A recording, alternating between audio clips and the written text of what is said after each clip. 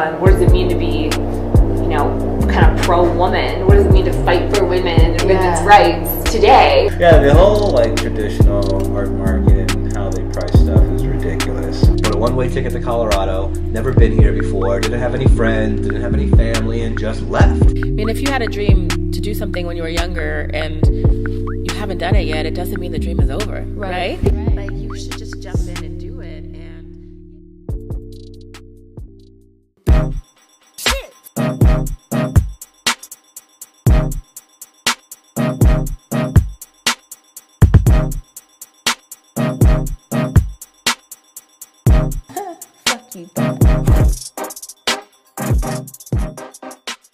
What's up, guys? Today we are here with Virginia Santy of Womankind, having her on Words with the Wise.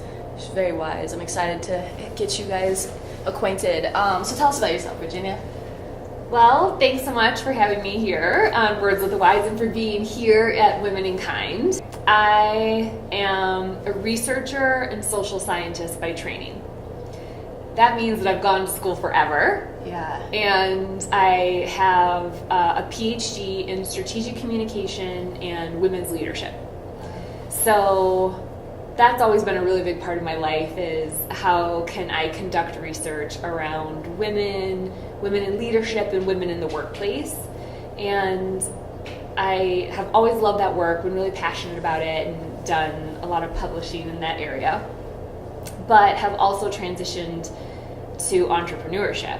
And about 5 years ago, opened up my own strategic communication firm, worked in a co-working space and shared an office with Melanie Yulee, who's now my partner in this and Womankind, and kind of everything fell together. So took my research background and then used that to inform what it would look like to build a space, a physical space for women. And so we opened this in August. Yeah, so it's only a few months old, not yet a year old. And that kind of passion for making a positive contribution in the lives of women and girls is really what's defined my work, whether it be as a researcher or building this space or the work I do with my firm, any of that. It's all just based off of passion for women. What inspired that? That's a really good question, because it feels like it's been a part of me for so long. But what first inspired me, I think I was in college and gosh, I remember being an undergraduate and thinking, like, almost making fun of feminists. And like, oh my gosh, I would never identify like that. And then taking a class and realizing, like, I was a ding-dong to ever think that. And I think with a lot of women, there's always a moment where you're like, yeah, being a woman is a little bit like being a second-class citizen in some ways. If there's like a power differential or something that happens. And so I remember it was my senior year of my undergraduate degree at the University of Wisconsin-Madison, and I took a women's studies class and was like, what? And blew your mind? Yeah, it totally blew my mind. And I was like, oh, all these things that I just thought were crummy just sucked. And they sucked on like a systemic level. Like, it wasn't just about me and what I was doing, it was about the way that the world was kind of built for other people that weren't me. And so since then, it's just felt like a part of who I am, and something I've always been passionate about, and I made a conscientious decision to integrate it into my professional life. Yeah, that's so cool. Yeah. Tell us about some of the awards you've won for research. Well, that's so It's nice amazing. that you asked. Yeah. So I have been published in a few outlets for my research, some popular press outlets, and the goal with an academic or a researcher is always to do a peer-reviewed article, which means it's kind of the hardest thing you can get published in. It's a review of other researchers review your work and say, is it worthy of publishing in an academic research outlet? One piece in particular, a piece on what does it mean to be, kind of pro-woman, what does it mean to fight for women and women's rights today, and how does that look, and what are some things we should be leery of? That won the top research award in my field. So top feminist researcher in my field, which is something I'm still so proud of. Yeah, you should be. Yeah. Tell us what that kind of consisted of. Like, what did you learn? What points did you make in that body of work? So I looked at how women could say, I'm a feminist, but they could choose any way to experience that or to display that. So I called it choice feminism. And this feminism that really revolved around, these are some choices I'm going to make, and be damned, it's my feminism and you can't critique it. Now, the problem with that is some of those activities do run counter to how we as a group like lift each other up and help each other. And it was really this feminism of individual empowerment, which can be great. It's great to feel empowered, but I argue that if you feel empowered and that empowerment occurs kind of on the backs of other women, that's not good for anybody. Instead, we should really work toward liberation, and liberation's a better word. Liberation means we're all kind of trying to lift each other up and do good things for each other. So that's what a lot of my research has revolved around, is how do we step away from this kind of individual concern and this individual empowerment, instead try to build things that are bigger for all women. And that's so cool. In part what this is. Right, so that's how maybe Women in Kind became a thing. Yeah. That is so cool. So tell us about Women in Kind and what your goal is here. I mean, it's already, like you said, it's only been open since August, and you are the one-stop place to, like, for any woman organization. I know Women Who Start Up is here. Everybody's moving here. Yeah. So it's amazing to see in the short time I've known you how this has grown. Tell us what your goal is for Women in Kind here, and then long-term goal for the world. Yeah. Women in Kind was built with recognition that, and if it's okay, I'm going to totally get dorky for a little while. Okay. We can hang, right? Yeah. Okay. So when women were working toward the vote, it was like suffrage, they weren't just working toward the vote in like the late 1800s and early 1900s. They actually had a list of all these things that were crummy about women's lives, and it was called the Declaration of Sentiments. It was a list of 25 things that largely white women got together and said, these are all the things we want to change about women's lives. And they got together in this group and they made a pragmatic decision that said, we can't really like go out into the world this 1890 and ask for like everything on this list to change. So what's the one thing we should focus on? And that one thing was the vote. And they said, if we get the vote, then we can activate on all of these other things that are crummy, like the politics of housework and a lot of the legalities around marriage and property ownership. So they made this kind of pragmatic decision to really focus on the access to the vote at the, turn of the century. And then, of course, in the early 1900s, women got the right to vote. And one of the ways that they did that is they said, here's our argument for getting the vote. Women are not the same as men. We're different. In fact, we're morally superior. And whereas in the fight for suffrage, they said, women said, we're different than men. When it came to entering the workplace, women were like, forget that. We promise we're exactly the same as dudes. In fact, you won't even notice we're not dudes. We're just going to come in, you won't even notice, nothing has to change. And that was a necessary decision and a very important strategy as well. Right. Because then they can, slip right into the workforce and employers don't have to worry about altering anything. Yeah. That worked for a while, but now Women in Kind is built upon the recognition that, women aren't men, and that is okay. Yeah. So our phrase here is difference is not deficiency.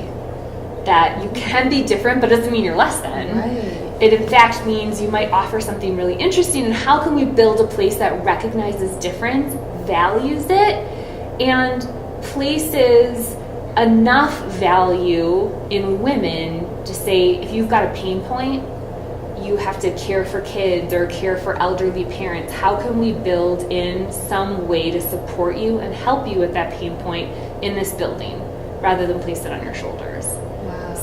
So you guys have a daycare here? We have an on-site, on-demand childcare. We partner with Nano, which is a child care provider, a local company run by women. We help connect women to elder care services if they have to care for an elderly parent. We do a lot of things to really support women, not only in their business, but the business of life. Wow, that's powerful. Yeah. That is so cool. I didn't even know that about Womankind. Yeah. Love it even more now. We created a shirt called Get Your Riches. Yeah. And you're very passionate about, women can have passion and then they can also profit. Tell us about, your insights on that. That is such a good point, and I love that we did this shirt together. Yes. I think it's so important for women to really embrace the unabashed pursuit of revenue and profit. Right. And so often women fall into what I call this false dichotomy. Like, you can either do something you love and it's about the passion, or you can sell your soul and it's about the profit. Right. And that is so false. To put them at kind of opposite ends of a spectrum is a falsity, and then to say that they're like an either or is a complete falsehood as well. So I talk to women all the time who say things, and I know you've experienced the same thing.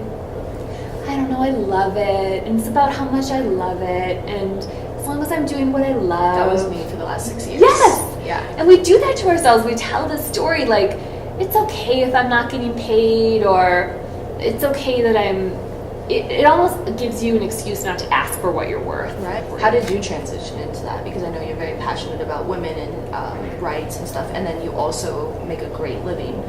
So how did you do that for yourself? Did you ever find that as a problem first? Yes. Okay, good. Absolutely. How'd you get past that? So I was a professor, and then I said, that's not enough money. So what happened was I had my daughter. And I was a professor, I was a tenure track professor, and thought I was doing something that I loved, and I was good at it, and thought that was enough. But then I had my daughter, and it really made me look at my time differently. And every hour away from her not only had to feel like I was doing something that I loved, but that I was well compensated for it. Yeah. And that's really not the life of an academic. But that was a really big leap for me. Yeah. And you just kind of have to pretend you're a baller for a while, just be like, I'm so awesome. And Fake it till you make it. Yeah. And say, this is my rate, and this is what I think I'm worth. And I've been able to also kind of build upon that and increase that and develop, a more robust client roster. But that is pivotal, I think, is believing that you're worth that. Yeah. How did you? Okay, so this is something I commonly deal with. I know a lot of us, including all of us as creatives, we don't know how to put a price on our time. How did you? Because I personally, we don't need to talk about your price because but it's great, and it's you're one of the first women who I've ran into that was like, this is my price and this is what I get, and it's very large hourly rate, and I. Like, when you told me that, I'm just like, wow, like, how would I ever one day charge that hourly rate? And so how did you? And how did you feel? Like, I know you have a ton of experience, a ton of knowledge behind that rate, but how did you find the confidence to be like, well, this is what I'm worth, paid or not? Yeah. Well, there's a number of ways to answer that question, and I think a lot of it has to do with how you build a business and what your revenue looks like and your revenue streams and all of that stuff. Now that I've built when it's just me, I really was very strict about, here's my hourly rate. Now that I've built more of a firm, we do a lot of things on project basis, and so I imagine for you and a lot of people that will evolve and shift. Eventually you'll get to here's what we do per project and this is what it looks like. But I think it is essential that women at some time define what their time is worth per hour, because it becomes an equation you can apply to everything else. So you can say down the road, gosh, I have to do laundry, I have to do some yard work, I need to have someone walk the dog, all these other things that feel relatively external, but you can compare it to your hourly rate. So if I'm going to spend 1 hour doing all those things and not 1 hour at work, what's the cost benefit analysis to outsource that work? So a question that, 7 year ago Sam would have had for you. Yeah. And I think a lot of people have this question, and I'm a little bit biased now that I know what I can achieve. But 7 years ago I was working at a job for $15 an hour, and I thought that was good, and I thought that was all I could get. And we're in this world in society as a woman, but men as well. We are told, like, okay, your time is only worth $15 an hour, and you're only going to make $600 a week, and that's just all you can make. And how would you give advice, or what were ways that you knew that you can? Because as a professor, you were making a certain amount, and then you're like, no, like this isn't enough, and I know I can get more. What gave you that confidence and belief? I had a few women. I think I also just maybe have a bit of hubris to me, where I have like ego to me, where I'm like, I can do that. I can do that, and I know I can bring value. I also had women around me who would say things like, you are highly competent, and do not underestimate the value of simple competence. And I was like, if competence is our benchmark, I know I can bring it. So, it's kind of just knowing that you're smart, you're different, you bring something to the table that people seem to value, you make a contribution. And I think the more you see yourself do that, part of it is the fake it till you make it, and just say like, okay, I'm going to be something bigger and better.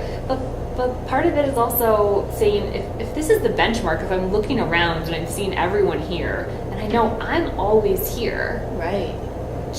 How can I capitalize on that?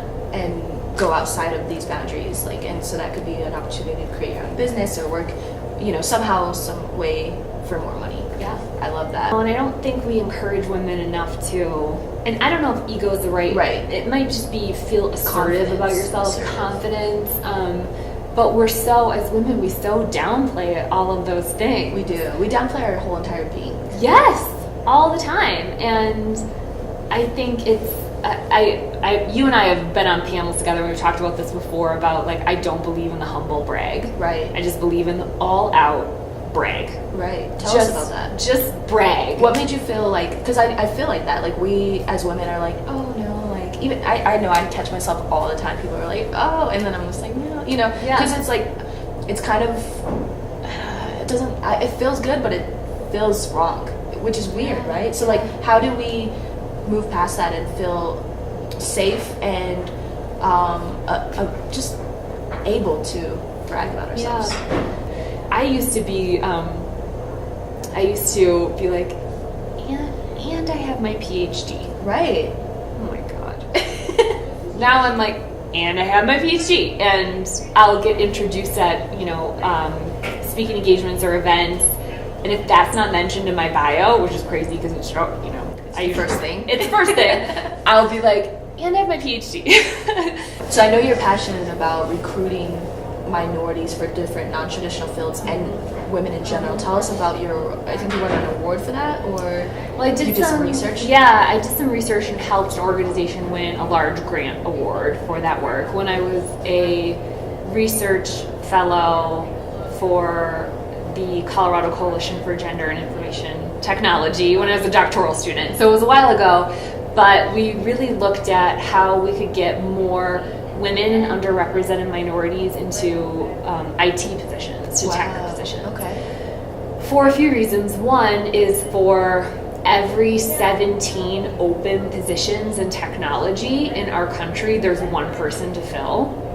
So we have this crazy imbalance between how much open work there is and how many qualified people there are to fill those jobs. And the other is those are great paying jobs. So they're a way for women and underrepresented minorities to kind of gain access to a great field that's only going to grow. It's going to pay a great salary and access to a lot of opportunity. And so there's so much more. Women are 51% of the population, 51% of the professional workforce, but only 25% of this sector. And so it's not sustainable for anybody. So we need to figure out how to help close those gaps. I love that. That's something that not many of us probably know about. So that's really cool to bring awareness to that. You raise a daughter. Yeah. Tell us how you raise her to believe that she could be anything when she grows up. I hope that she does indeed believe that. I think that she does. In fact, she said to me the other day, Mom, why was I born? Or what was I born for? Which I thought was a pretty profound question. And I didn't blink, and I just said, to rule the world. And she was like, okay, satisfactory answer. Like, yeah, okay. Sounds good. But it's really important for her to see me doing all this stuff. And I talk about it, and I don't talk about it in a way that is going, it's not, I try to just get her involved and tell her a little bit about what I'm doing, and I'll bring her here once in a while, and I'm doing kind of another one of these tomorrow, and she's probably going to be in the background in some capacity, but I want her to see, I just want her to see the representation. I'm a huge football fan, and I will watch football in the fall, and I remember Kiki, my daughter, was like 3 years old, and she was sitting next to me, and we're kind of watching a little bit of football, and suddenly she was like, it's a girl on the TV. And her whole face lit up, and she was just so surprised to see a girl, and was a cheerleader. And I had that moment of like watching her whole being light up at seeing someone who represented who she was in this space. And so I'd always known the power of like representation, and for girls to see themselves in positions of power or leadership, but to see it kind of in that spark of a moment with her, and to see her whole being light up and be like, wait, someone who looks, I'm a girl, there's a girl. So I want her to, I think nothing would be so, it would almost be lovely to take it for granted that she could rule the world. I mean, what a gift. It's not a gift that maybe you or I necessarily had. We knew, like, we can do great stuff, but we'll have to overcome this, and we'll have to figure this part out and this part out. But for her to just be like, I have no qualms about that. Yeah, like, yep, that's the one. Yeah, I just want her to see that there's a lot of possibility open for her. The wage gap is, of course, a huge thing for women. The fact that women often get paid less than men for the same work, but the wealth gap is exponentially larger, the discrepancy in wealth that men have versus women. Right. And so I have that in mind too. Like, how can I build an empire for her to step into if she wants? Yeah. Have it. But I mean, what a cool thing for women, for moms to start to think about for their daughters. Rather than dads. Because that's typically the dad role, right? Mm-hmm. Like, let me create this empire, let me provide this, like they're the providers. But I love that. Yeah. Like, you're thinking, like, let me build the empire for her. That's so great, man. Yes, and I think see you doing that someday too. Like, I'm going to build this empire for you. Yeah. Yeah. You can step into it if you want. So, running an empire, raising a daughter, finding some time for yourself, how do you do it all, and what's your work-life balance like? I really believe in something I talk about when I do talks to women's groups, and I believe in the concept of seasons. So for everything there's a season, and sometimes that season will be a season of just you are working so hard, you're all over the place, you're working 16-hour days, you're not really focused on the kind of other components or aspects of your life, it's all about the work. I think that's fine. But like any season, it will come to an end, and you'll enter into a new season. And that concept has meant so much to me, because it's helped me identify that everything has a time and a place. And it's not going to be your whole life. Yeah. Just as when I had my daughter, I took a year sabbatical. I took a year off and just like stayed home with her. And that was a season too. And admittedly, that's because I was like, this could be the hardest thing I ever do, and I want to prove it to myself that I can do it. Raising a daughter? Yeah. Wow. Having a baby and being there with the baby. Yeah. But it was great, and I loved it. And there was a season for that. So a lot of times I talk with women who are like, gosh, you run 3 companies, and you're always doing these speaking engagements, and you're all over the place, and how do you do it all? And I don't think I could do all of that. And I tell them, you can. if it matters to you, you can, and you can understand that it's a part of your life. It's not going to be your whole life, because everything will ebb and flow. Right. But then it also, I think, gets you in that mind frame where, like, this is the season. This is the season for me to work so hard. And then there'll be another season. And that season may be the season where I sit back and I bask in what I've built. So rather than figuring out, like, every day, how am I getting this little balance in, I think giving yourself permission for that ebb and flow. What are some tips that you would give? I know you're a very confident woman. I don't know if you've always been that way, but what are some tips to grow into being a confident woman? Wow. I've told you my Alexa tips before. How Alexa wakes me up every morning and tells me that I'm amazing. So that's nice. Yeah. It's nice to just have that be the first thing you hear, even if it's from a robot. Right. I'm not picky. I'm not picky.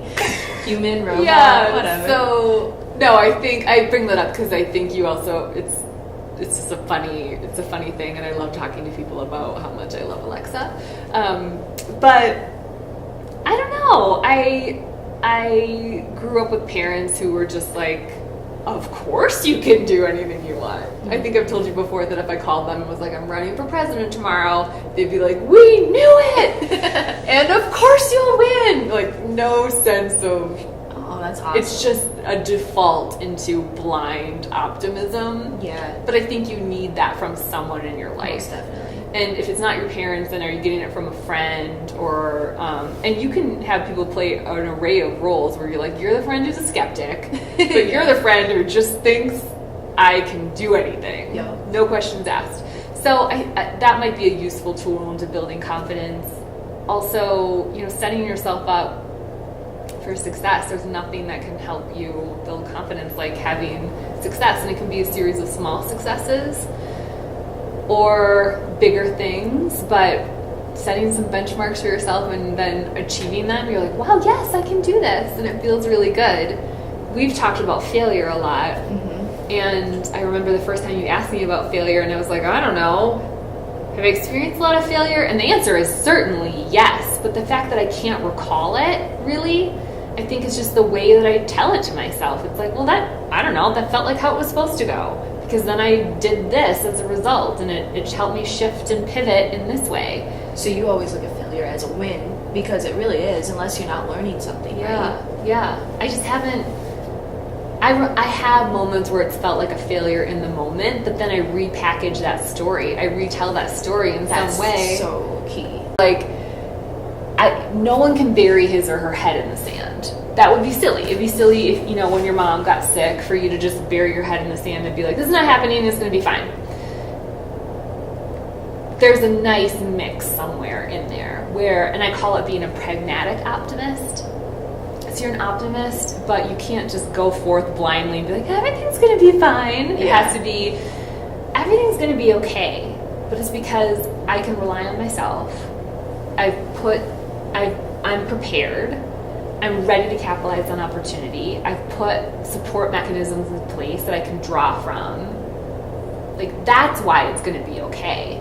Not simply... So it's... I love that. It might be like something we're born with from a frame of mind, or how we're raised from a frame of mind perspective, but then I also think it's stuff that we've done to, put those preparations into place so we can take advantage.